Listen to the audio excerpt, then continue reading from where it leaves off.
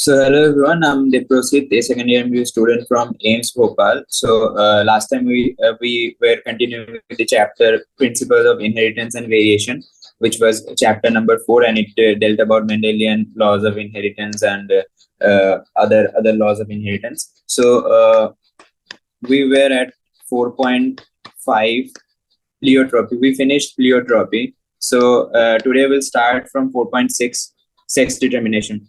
So, what is sex determination? The mechanism of sex determination have always been a puzzle for the genetics. Like how the sex is determined, we were not able to say it. So, what happened is there was a guy named Henking in 1891. He traced specific nuclear structures all through the spermatogenesis in a few insects.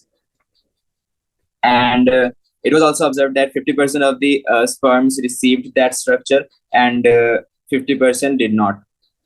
So he named the structure X body.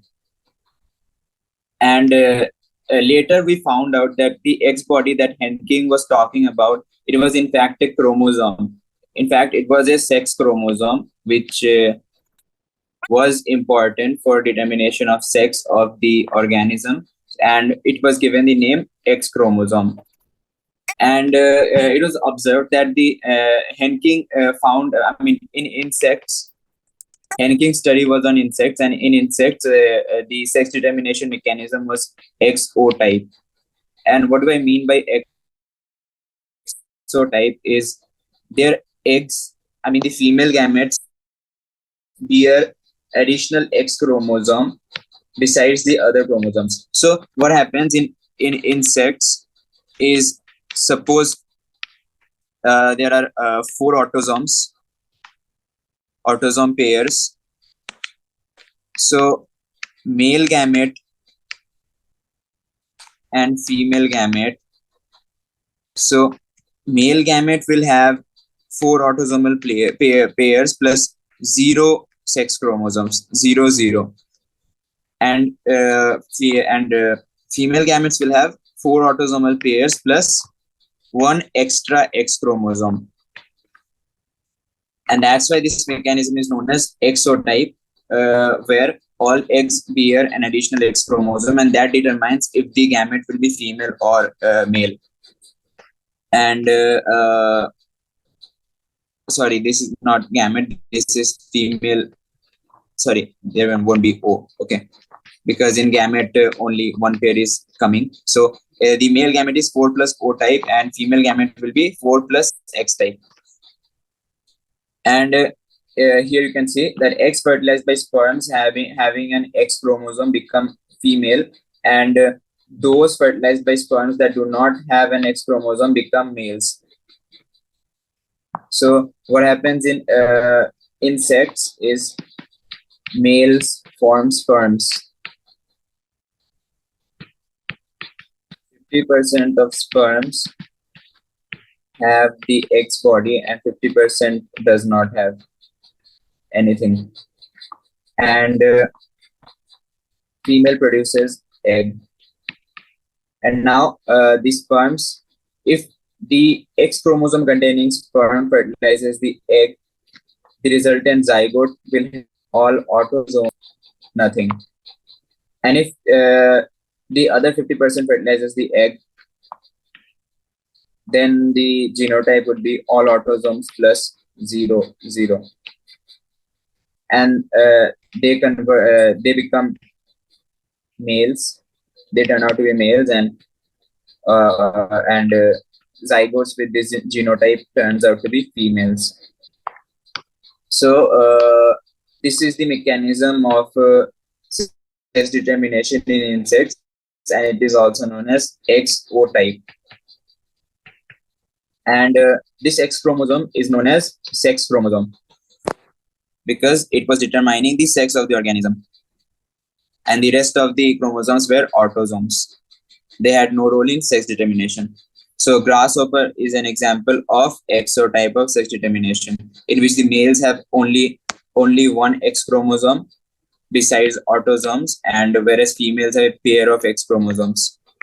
And So these observations led to the investigations of a number of species to understand the mechanism of sex determination. So what happened is now we started studying mammals, including humans, and we found out that we do not have XO type sex determination. We have XY type of sex determination. So what happens in us is this is a human female and this is human male. So we have 23 pairs of autosomes. So let's suppose I write 46 plus XX is the genotype of female and 46 plus XY is the genotype of male.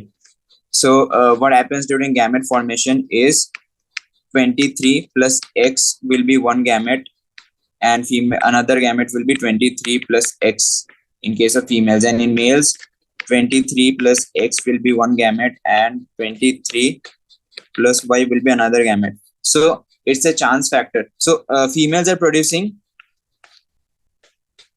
23 plus X type of gamete. 100% of gametes have X chromosome in females.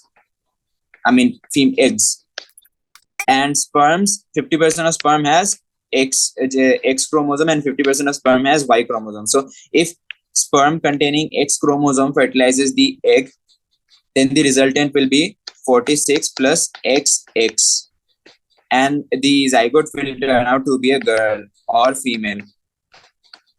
And if Y chromosome containing sperm fertilizes the egg, then the resultant would be 46 plus XY.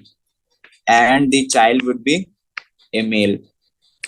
And the Y chromosome is determining the sex of the child. So in mammals or in humans, the type of sex determination that we have is XY type. Okay, and it is known as male heterogamy. So what was happening in females? What was happening in insects was females had XX and male had XO. So it was also male heterogamy. And what is happening in humans or mammals is female had XX and male are having XY. So it is also male, which is heterogeneous. So this type of sex determination is called is known as male heterogamity. And there is also a female heterogamity which is seen in birds, and this system is ZW type.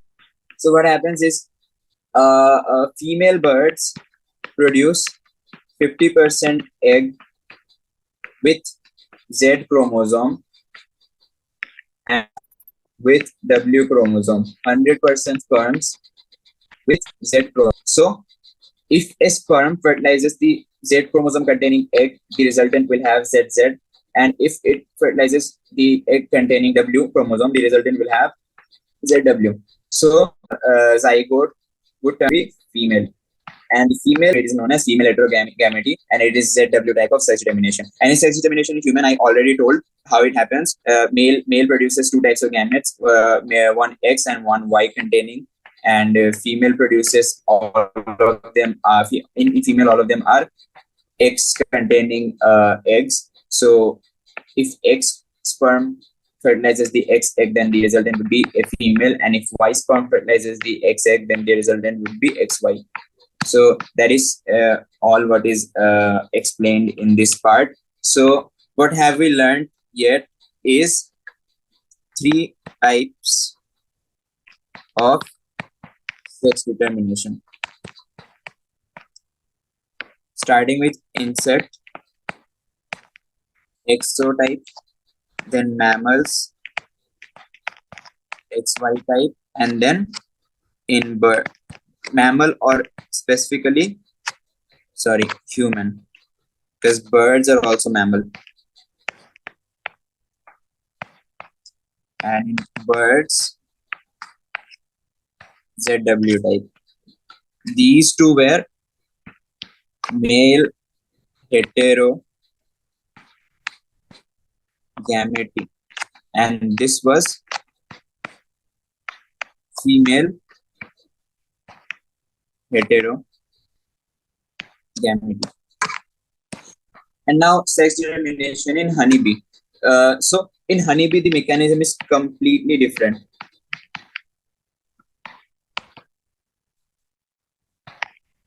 And it depends on the number of sets of chromosome. Does not depend on a single chromosome. So what happens is, okay, so what happens is in case of honeybees, females have a diploid cell. All of the cells in female's body will be diploid, and males are haploid.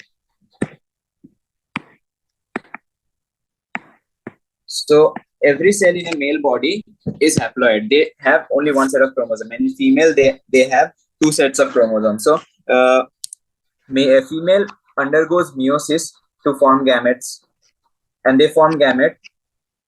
So one gamete contains haploid set of genome. So 16 chromosome in one gamete and 16 chromosome in another gamete. And male undergo gamete production by mitosis, and they just duplicate themselves, and the gamete will have 16 chromosomes.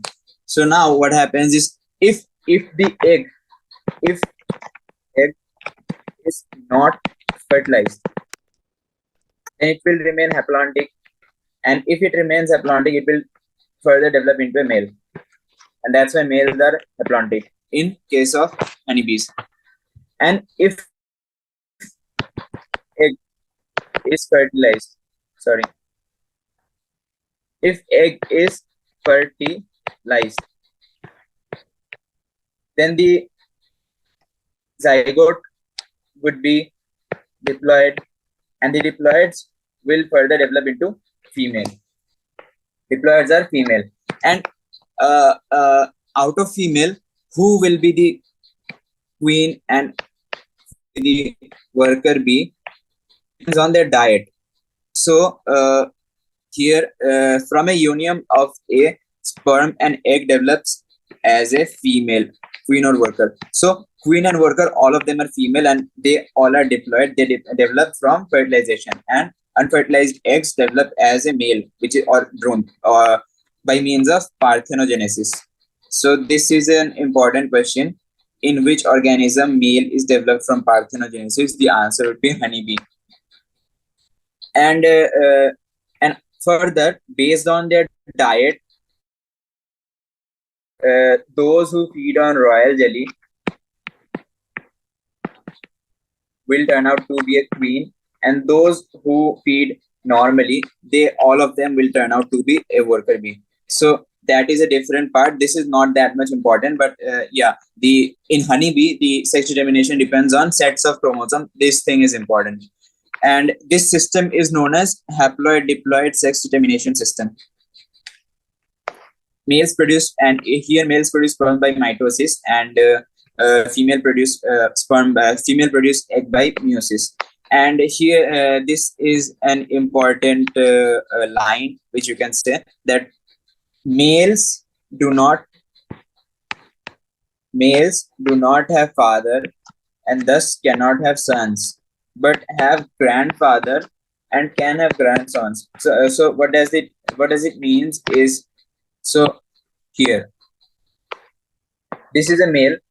It undergoes mitosis, forms gamete, and the gamete, if fertilizes, then it produces a female. Okay, so males can have daughters, but because male will fertilize the female egg, and they will, and if it is fertilized, they will form female, but they cannot have sons.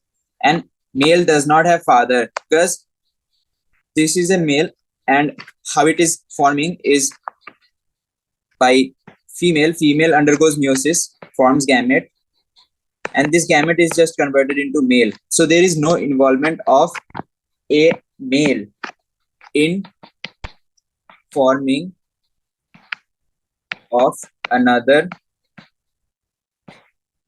male child. That's why you can see that this male child will have only mother, but not father. And similarly, male cannot also produce sons.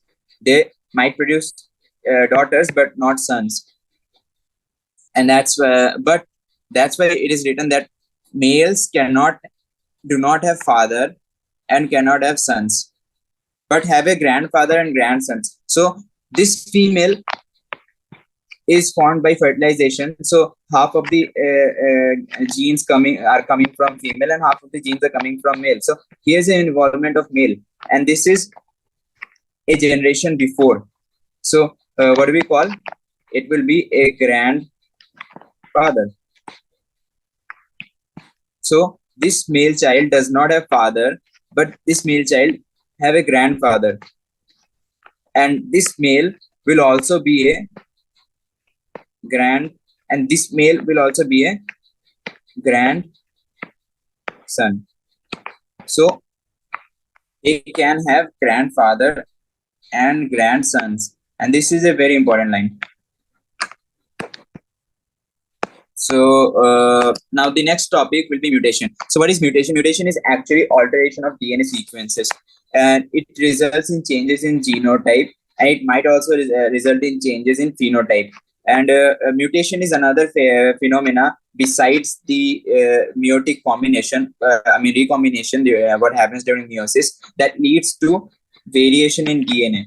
So what happens in mutation is it can be alteration in chromosomes, which is also known as chromosomal aberrations. Chromosomal aberrations, which are commonly observed in cancer cells. All of the cancer cells are formed by their own mutation. And mutation can also arise from change in single base pair of DNA. So this is a chromosome. It might go through some aberration. For example, suppose this part is deleted from the chromosome, so it will become like this, and now this is mutated chromosome, and here a large chunk of DNA is getting deleted. So this thing is known as chromosomal aberration. Now this is one method of mutation, and another method of mutation is this is a single strand of DNA, and for example, this is the sequence in that DNA, and this sequence gets changed. So for example, it becomes CG, and this is GC, and this is CG. Okay, so here you can see the sequence inside the DNA is getting changed, and this can also lead to a mutation, and this is known as point mutation. It happens in a point on the level of a single base pair, and the point mutation, the classic example of point mutation is sickle cell anemia, and deletions and insertions of base pairs causes frame shift mutations in DNA. So what is frame shift mutation is, for example, this is a DNA, and this was the sequence ACG, and this whole thing is a frame. Okay, now for example, this base pair gets deleted, and the new DNA would be like this: G, C, C, G, and there were multiple sequence like this, so the sequence will continue. But you can see that the whole frame, this whole frame of DNA is getting shifted by one base pair. It is getting shifted by every say base pair is getting shifted by one base pair, and this means the whole frame is shifting, and that is known as frame shift mutation. And the mutations can be caused by many chemical and physical factors, which are also known as mutagens. Okay, now coming to the genetic disorders. So what is genetic disorder? So first we will learn pedigree analysis. What is pedigree analysis? Pedigree analysis was based on heritability of a certain characteristic features in families. So why do we need pedigree analysis? Because as you can see in pea plants, we were just crossing random plants based on our will, and we were obtaining the results. But in human, this is not possible. We cannot say two humans to say that you two fertilize together and we want to study your child for scientific purposes. This is not possible and this is not ethical. So what happens in human, we study their family line. We go backwards in family relations, and this thing is known as pedigree analysis. We study the family line.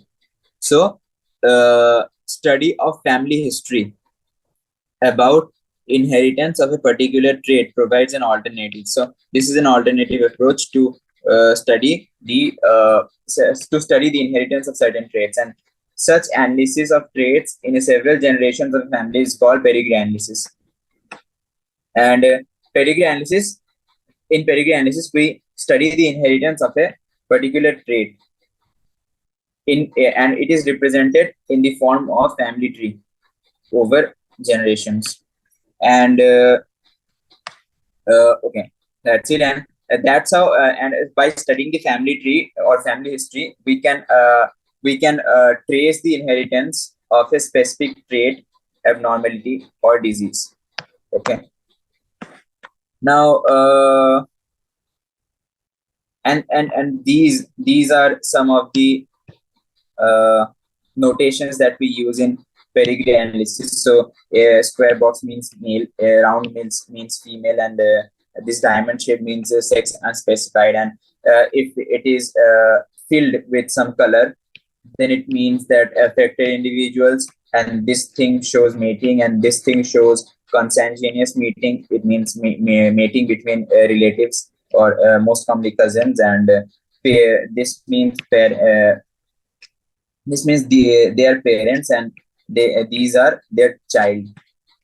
These are their children, and this means these are parents, and they are producing a child which is having its box filled with solid color. So this child is affected, and this thing means, I mean, this you can confuse it with this sex unspecified. So sex unspecified is just a diamond shape, and if someone writes a diamond shape and writes a number in between it, like for example 6, so it represents 6 unaffected offsprings,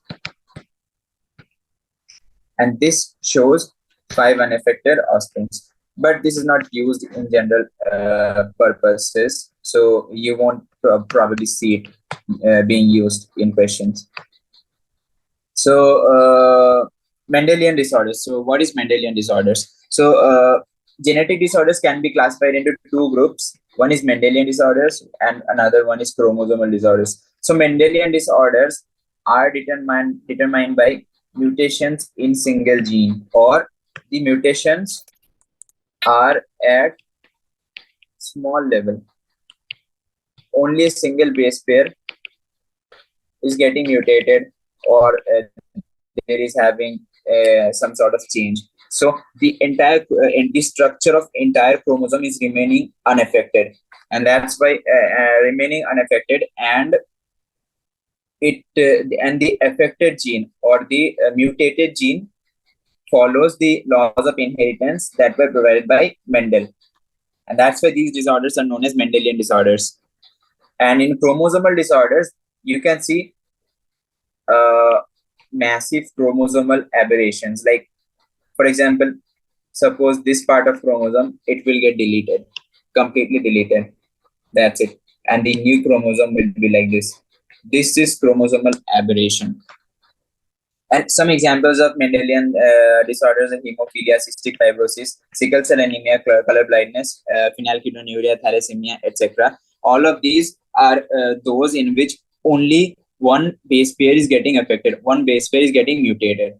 And here you can see pedigree analysis of a family. So this is representing autosomal dominant disorder, and this is representing autosomal recessive disorder. So how do we find autosomal recessive disorder? There's a very simple technique. So just look for unaffected parents producing an affected child. If this thing is anywhere, if you see this thing anywhere in your pedigree analysis, it will be a recessive disease. And it is an autosomal recessive disease because it is happening in both female and male. Okay, so here we can see that unaffected parents producing affected child, also unaffected parents producing affected children, and this thing says that it is autosomal recessive. Now you can understand it by I can explain it by using genetics also, I mean by using genotype also. For example, suppose this the recessive gene is A, and this is the disease causing gene, which means when the recessive gene is present in homologous condition, the disease will be expressed. Otherwise, on being present with a dominant gene, the disease will not get expressed according to the law of dominance that was given by Mendel. So for this child to be smaller, their parents must be capital S small and capital S small. See, these parents are not affected and are an affected child. So both of them must be heterogeneous in order to produce this.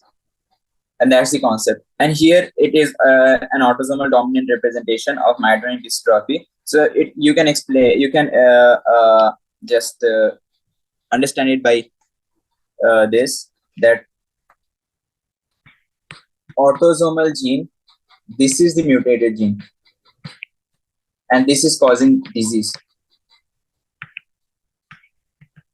So disease free genotype would be small, and rest other capital small and capital, both of them will be diseased. So this one is small, we can say it for sure because it is unaffected in case of autosomal dominant disorder. And this parent, she will be capital A small a because she is diseased.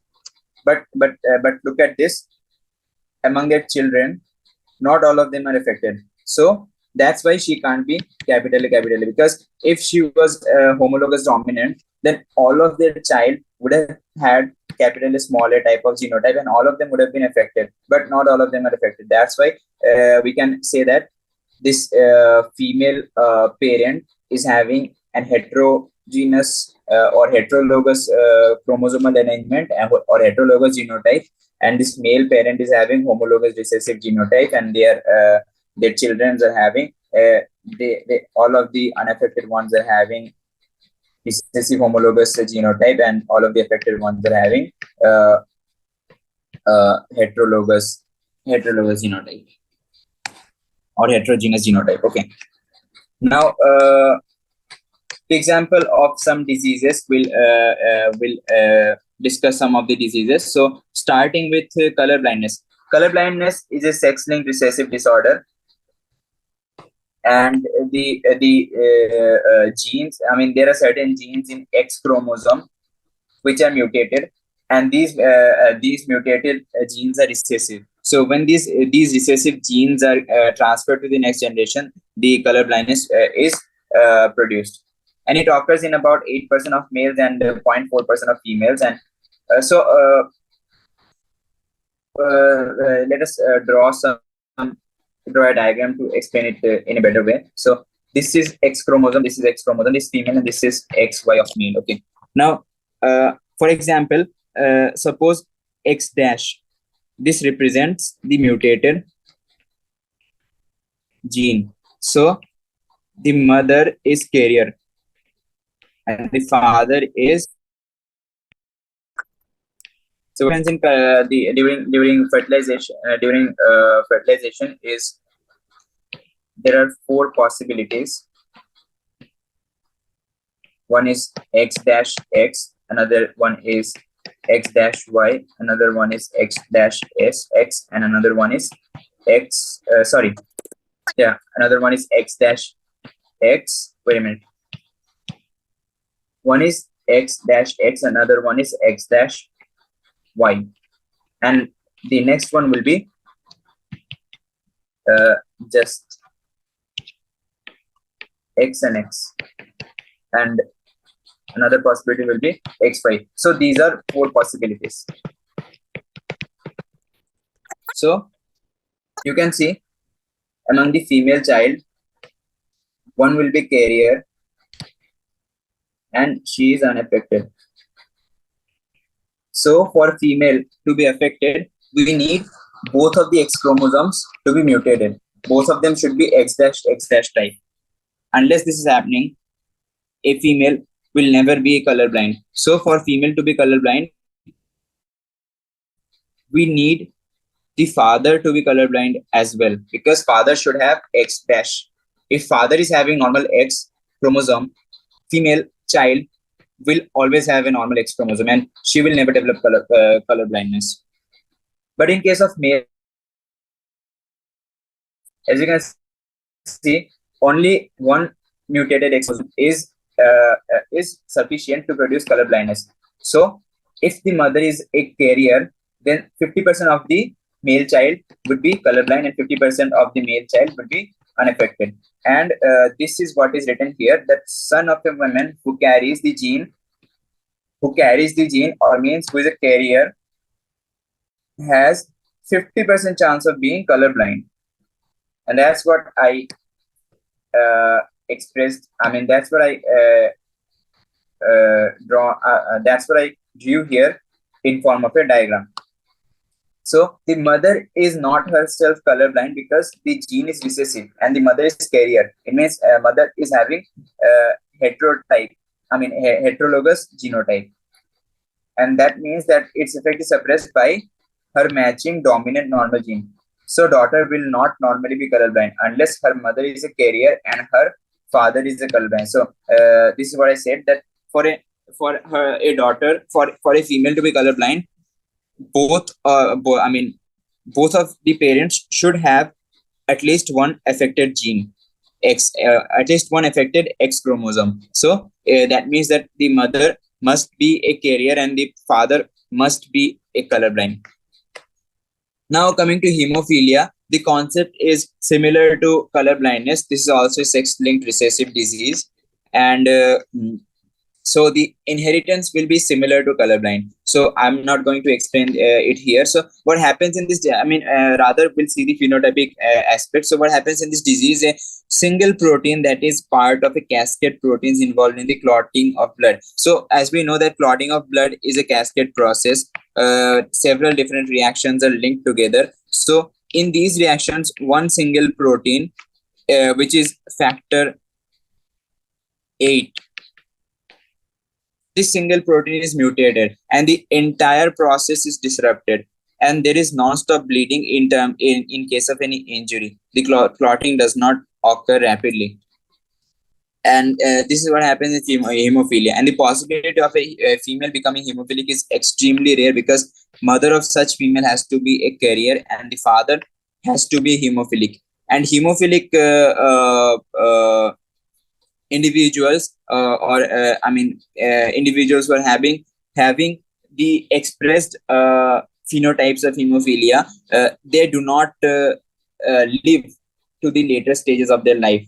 They generally die earlier by excessive bleeding and all. So this possibility is very, very rare. So we do not normally see hemophilic female, but hemophilic male is rather a more possible occurrence.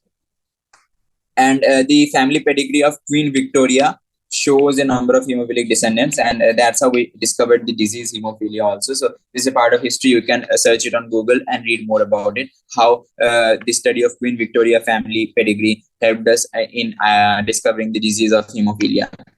Now coming to the next disease, sickle cell anemia. So what happens in sickle cell anemia? It is an autosomal linked recessive disease. So hemophilia and color blindness were X-linked recessive, and here sickle cell anemia is autosome linked recessive disease. So what happens here is this disease is controlled by a single pair of allele HPA and HPS. So out of the three possible genotypes, only homologous individuals, means those containing HPS and HPS, will have the disease, and heterozygous individuals, they will remain they will apparently they will appear apparently unaffected, but they are carrier of the disease. HbA and HbS1 are carriers, and HbA and HbA genotypes with this genotype, individuals with this genotype are completely unaffected. So this is the main mechanism of sickle cell anemia or inheritance of sickle cell anemia. What happens here is you can see that this gene, this is a normal HbA gene, but in sickle cell anemia there is a mutation in this part. See, this is a point mutation in a single base pair, and this is a sickle cell gene, HbS gene.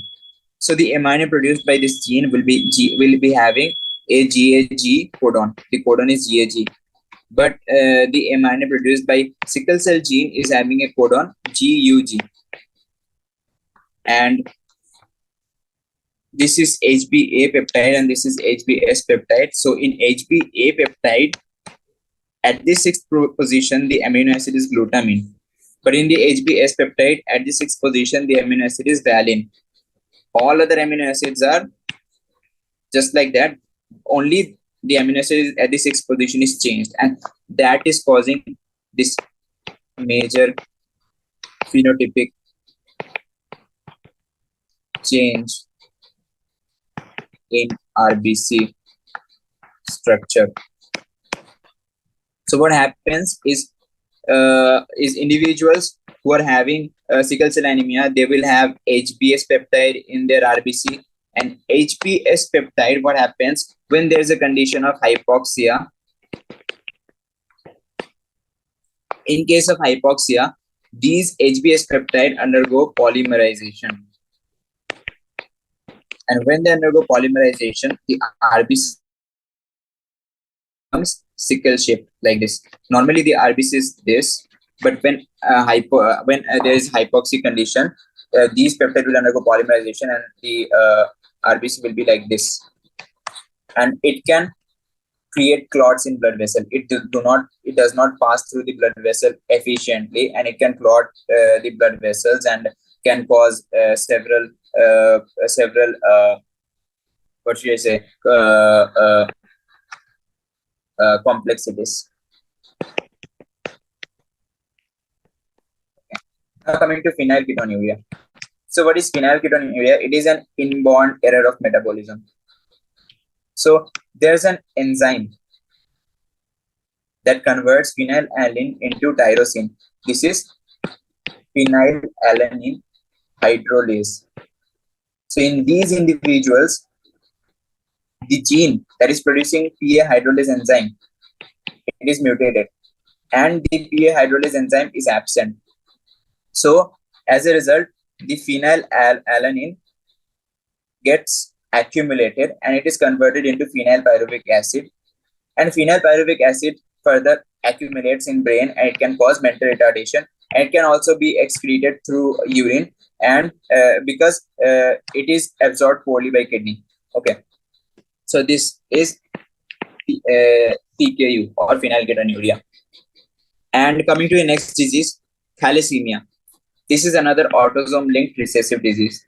So what happens here is when both the partners are unaffected carriers for the gene or heterozygous, the defect could be either due to this is transmitted when both of the parents are carrier. Okay, now it can happen either due to reduced rate of synthesis of one of the globin chains that make up the hemoglobin, either due to mutation or deletion So, which ultimately results in the reduced rate of synthesis of one of the globin chain, alpha and beta. These two are globin chains. So, this is the structure of an RBC. This is Fe plus 2, Fe plus 2, Fe plus 2, and another Fe plus 2. Two of the polypeptide chains are alpha and two of the chains are beta. Okay. But in thalassemia, what happens is either one of the polypeptide chains may have some deformed, may get deformed. So either alpha can get deformed or either beta can get deformed. So if alpha is deforming, then it is known as alpha thalassemia. And if this beta is deforming, it's known as beta thalassemia. So in alpha thalassemia, what happens is production of alpha globin chain is affected. And in beta thalassemia, production of beta globin chain is affected. And how it is maintained, how it happens is, in case of alpha thalassemia, there's a chromosome, 16 chromosome. And in 16 chromosome, we are having two genes, HPA1 and HPA2. These two genes are responsible for production of alpha globin chain. And when there's a mutation of either of the gene or both of the genes, the alpha globin chain gets affected and the alpha globin chain becomes deformed. And the thalassemia that is produced is known as alpha thalassemia. In case of beta thalassemia, 11th chromosome have only one gene, HBB. So if there is any mutation of this HBB gene in the chromosome number 11, then the beta globin chains get deformed and it is known as beta thalassemia. And thalassemia differs from sickle cell anemia in that thalassemia is a quantitative problem of synthesis of too few globin molecules, while sickle cell anemia is a qualitative problem. So what does it means that in thalassemia, if only one gene is getting affected, one gene is getting mutated, the effect of thalassemia will be less potent than when both of the genes are getting mutated. When both of the genes are getting mutated, the potency of thalassemia, the expression of the disease will be more. So it depends on a quantity. I mean, it depends on the quantity of mutation. So that's why it is a quantitative problem. But in sickle cell anemia, it is just, if it is mutated, the disease will be expressed. There is no possibility of quantification in this disease. There is nothing such that कि एक gene का mutation थोड़ा ज्यादा हो रहा है या फिर एक जीन का म्यूटेशन थोड़ा कम हो रहा है. इट इज कि एक जीन का आइदर म्यूटेशन हो रहा है और म्यूटेशन नहीं हो रहा है. And if mutation is happening then it is sickle cell anaemia, and if mutation is not happening then it is not sickle cell anaemia. And that's why sickle cell anemia is a qualitative problem, and this is a very important point. And there will be several questions in NEET from this point. So these were the Mendelian disorders. So we were observing mutation at the gene, at the single base pair level, at the genetic level in Mendelian disorders. And in case of chromosomal disorders, what happens? Chromosomal disorders, there can be aneuploidy and there can be polyploidy. So what happens is, in case of chromosomal disorders, for example, these two are homologous chromosomes, and during the metaphase 1, so generally what is supposed to happen, these two chromosomes are supposed to get segregated from each other. So segregation should happen. But if in metaphase 1 segregation process, sometimes the entire pair of sister chromatids comes to one pole. I mean, two chromosomes are here, and this side has no chromosome, and the cell divides, and finally, in the daughter cells, in one cell will be having one set less, and in another cell will be having one set more. So failure of segregation of chromatids during cell division results in gain or loss of chromosome. This is known as aneuploidy. Okay. This is aneuploidy. And polyploidy is failure of cytokinesis after telophase stage of cell division results in increase in the whole set of chromosomes. That is known as polyploidy. So aneuploidy is when only one or two chromosomes, I mean, the entire set is of 23 pairs. So when there is increment or decrement of one pair or two pair or maybe even three pair, this thing is known as aneuploidy. But when the entire sets is getting increased, I mean, if the daughter cell is having one daughter cell is having 46 pair, another daughter cell having 0 pair, this condition where the entire set is just getting doubled, this is known as polyploidy, and this is known as aneuploidy. And the mechanism of both aneuploidy and polyploidy is different, and it is explained here. And so the chromosomal, so in chromosomal abnormalities, in chromosomal disorders, what happens? There is a problem in either metaphase 1 or telophase 2. So it is a problem of meiosis. The meiosis process is having problem, and that's why the disease is getting expressed. And there are several diseases. So first we should start with let's start with Down syndrome. So in Down syndrome, what happens is trisomy of 21st chromosome. So there's an additional copy of the chromosome number 21. So in an individual, this is the karyotype of an individual. So you can see that chromosome number 1 has one from mother, one from father, one from mother, one from father, one from mother, one from father. So all of the chromosomes are normal and they are 2 in number. They are 2 in number. Okay. But what happens is, see, 21st pair, here we're having 3. Normally there should be only 1 pair, or there should be only 2 21 chromosomes in an individual. But in an individual of Down, in a patient of Down syndrome, we see that there are 3 21 chromosomes. And how it happens is, one is from father and other 2 are from mother. So while forming the egg in mother, the 21 sister chromatids, they did not get separated from each other, and when the final gamete formed, final gamete was having 221. So when this sperm having only 121 fertilized this egg, the zygote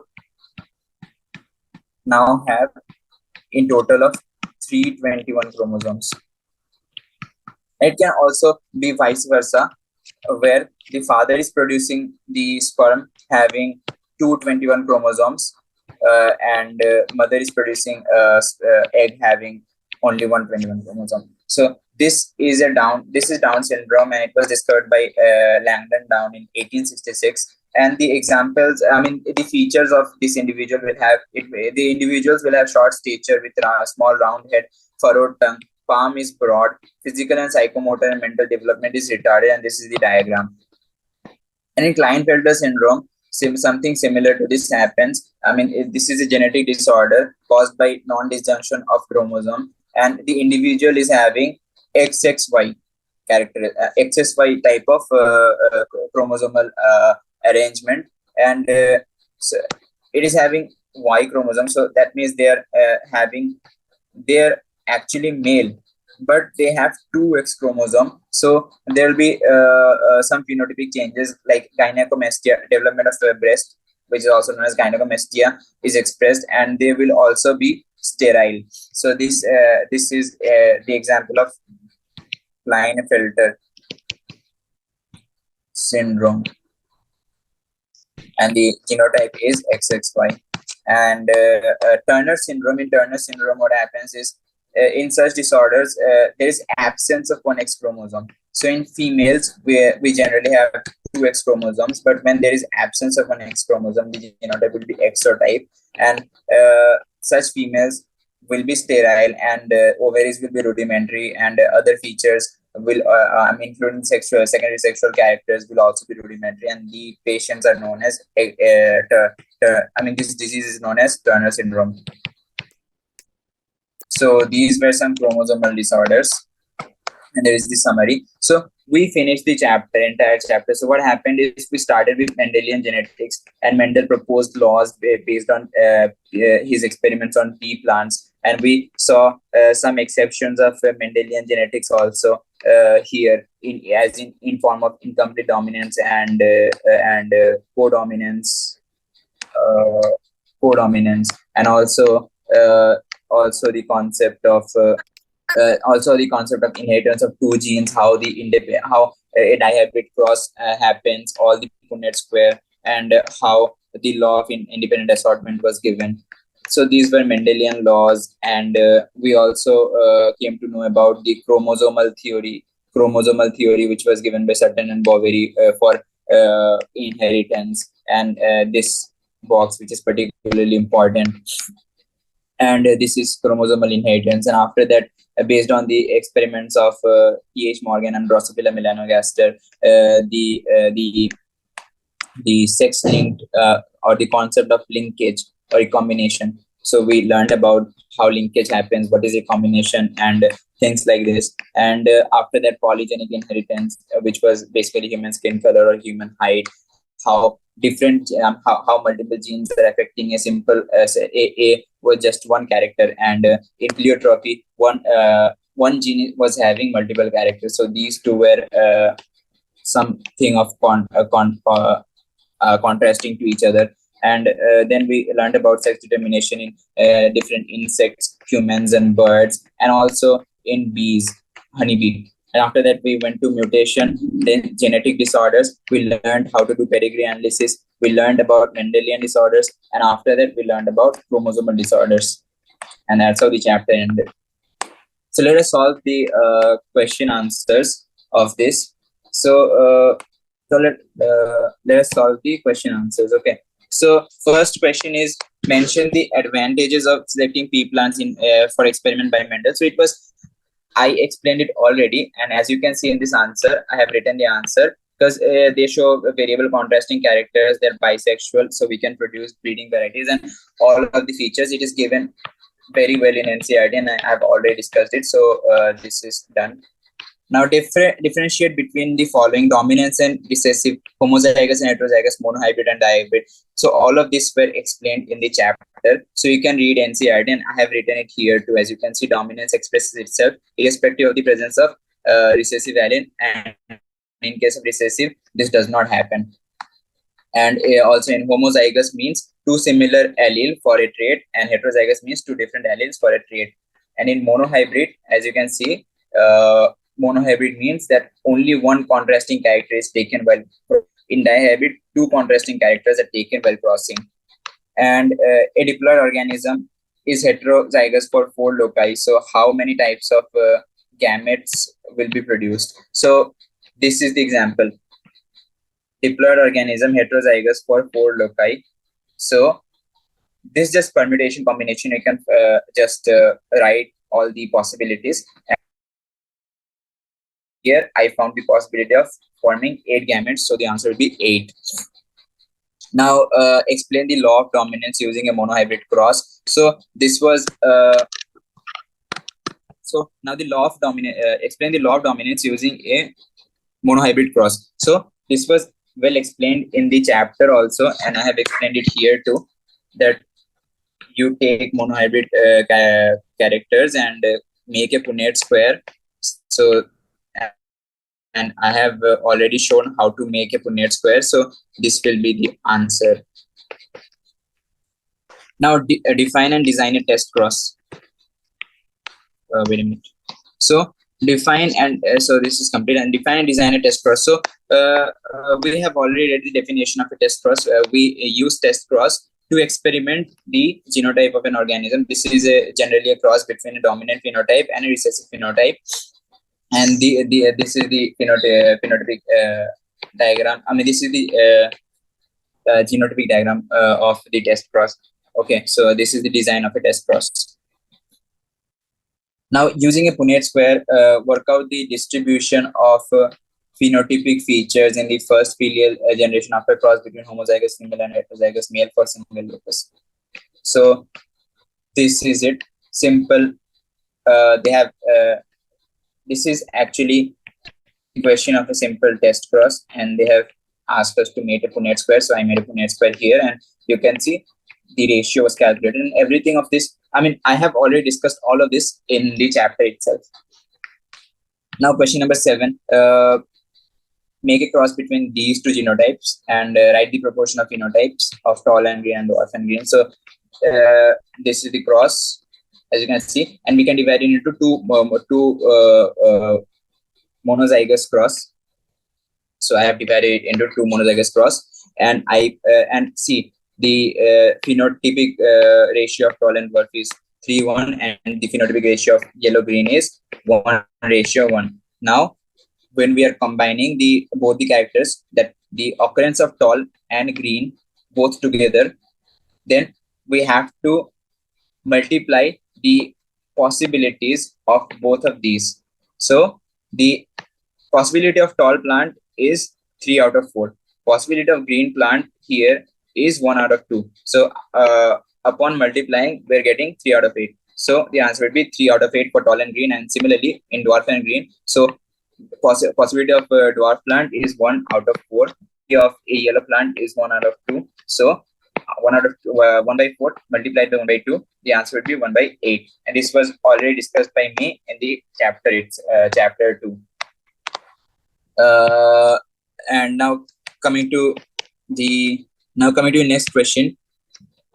Two heterozygous parents are crossed. If the two foci are linked, what will the distribution of phenotypic features in F1 generation for a dihybrid cross? So if the genes are linked, they behave as a single gene.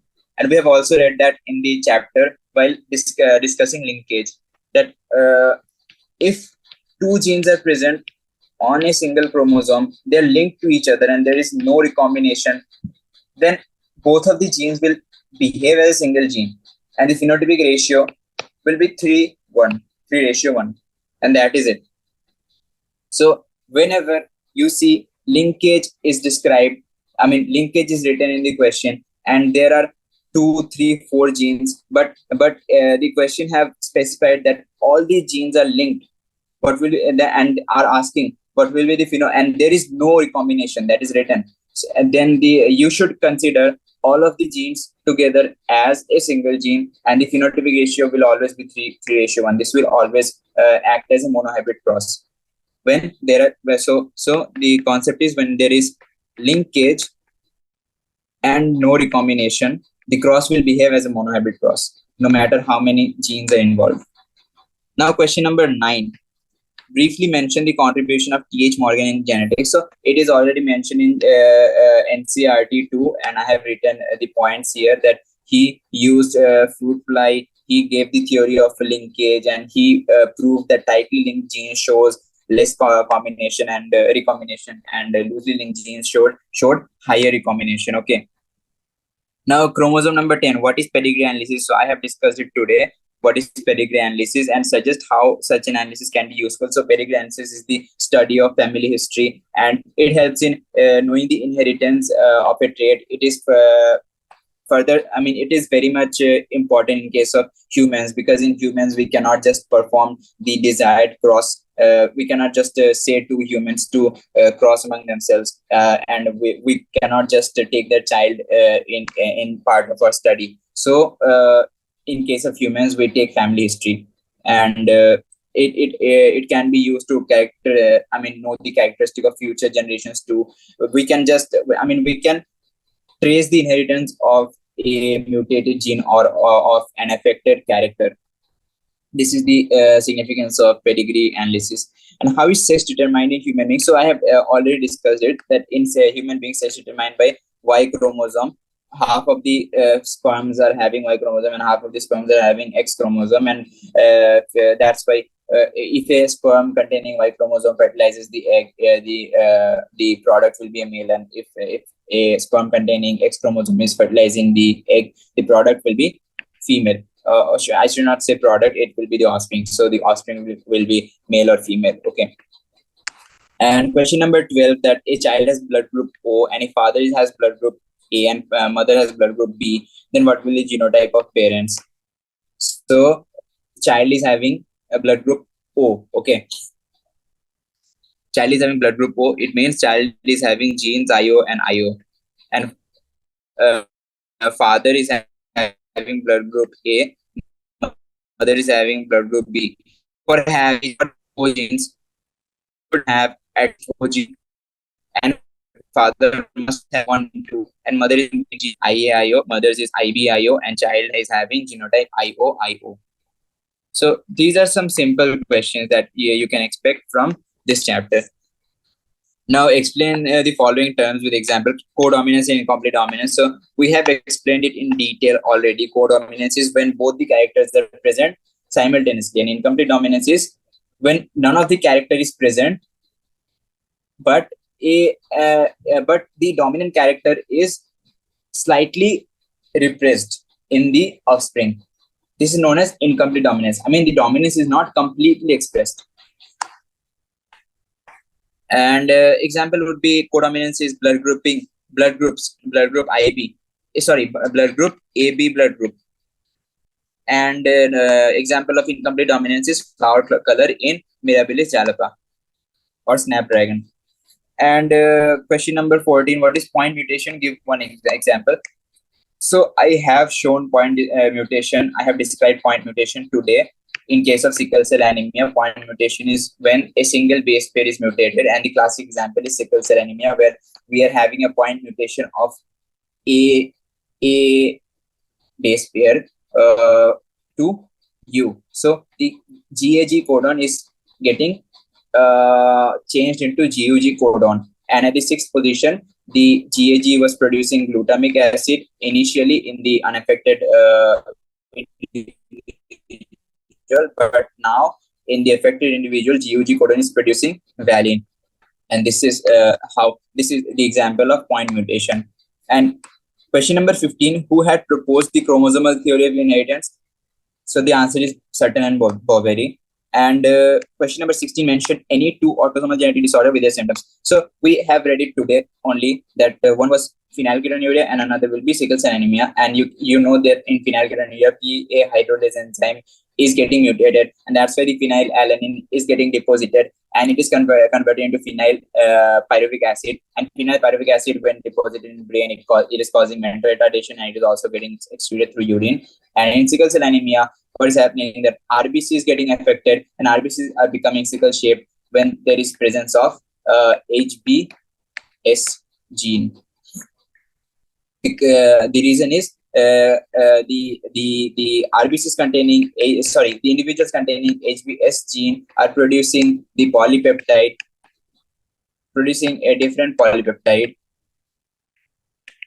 which undergoes polymerization when there is hypoxic condition, and that's why the RBCs convert into sickle shaped, and this sickle shaped RBCs can cause several complications by accumulating in blood vessels. And this is it. All of the questions are discussed by me, and the entire chapter was discussed by me, and this was a brief discussion, so you have to read this chapter in detail, and also take help of external resources too, where you do not understand the concept very well, because in NCERT everything is written in very precise way. So in some part you might have to refer to external resources, or you can just search it on Google to have some more information too. But ultimately, restrict your preparation to NCERT and what NCERT what is given in NCERT, and try to read it again and again and again.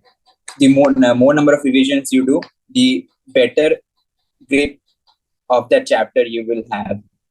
And that's it. Bye.